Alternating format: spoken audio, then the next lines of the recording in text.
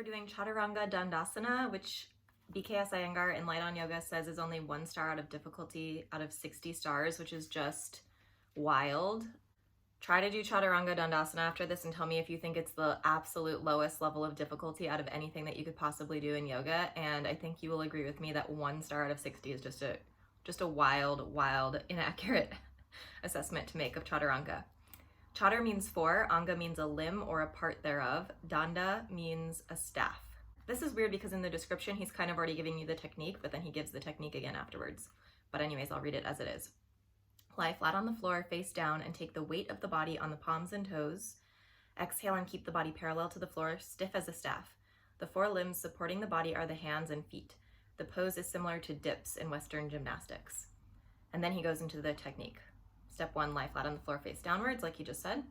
Step 2, bend the elbows and place the palms by the side of the chest. Keep the feet about a foot apart. So he doesn't say if you should spread your fingers or have your fingers all together, but in the photo it looks like he has his palm like this with his fingers all together.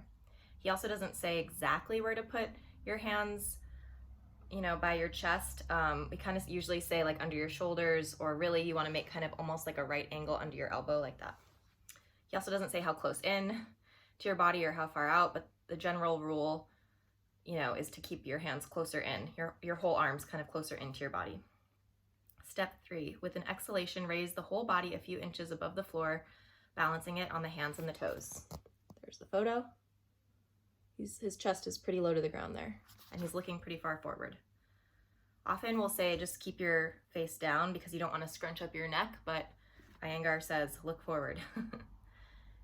He says, keep the body stiff as a staff, parallel to the floor, from the head to the heel and the knees taut. Stay for some time with normal breathing.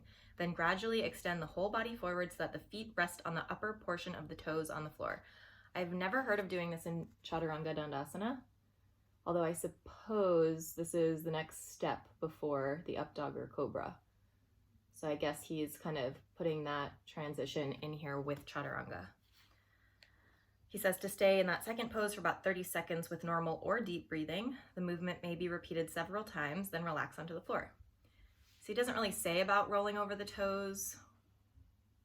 He doesn't say how to get from being on your toes to on the tops of your toes, so we'll try it out. Effects. The pose strengthens the arms and the wrists, develop mobility and power. It also contracts and tones the abdominal organs. Let's try it out. So laying down, I'm going to put my fingers together, palms down under my shoulders, kind of close into my chest, and tuck my toes, and then just lift up just a little bit. It's pretty hard to just stay right here in Chaturanga without coming up to plank. So usually we go into Chaturanga from plank like this, lowering down, but he's saying to just come up to Chaturanga from the ground, and then to roll forward onto the tops of your toes. Yeah, that's really hard, you guys. That's not 1 star out of 60. There's no way. All right, I don't feel like holding Chaturanga for 30 seconds, but try that out and just let me know what you think, and let me know if you think that's 1 star out of 60 in difficulty level, because I'm just flabbergasted by that. You just need so much strength to be able to hold that for any amount of time. If it's not accessible to you at all, you can try with your knees on the floor and try to keep the rest of your body from your knees to your shoulders straight rather than having your butt up in the air if you do that. Like I said, try it out, let me know what you think, and we will be taking a variation of that next, and then we'll move on through the vinyasa to look at cobra, up dog, and down dog. Thanks for watching. Subscribe if you haven't yet, and I'll talk to you again soon.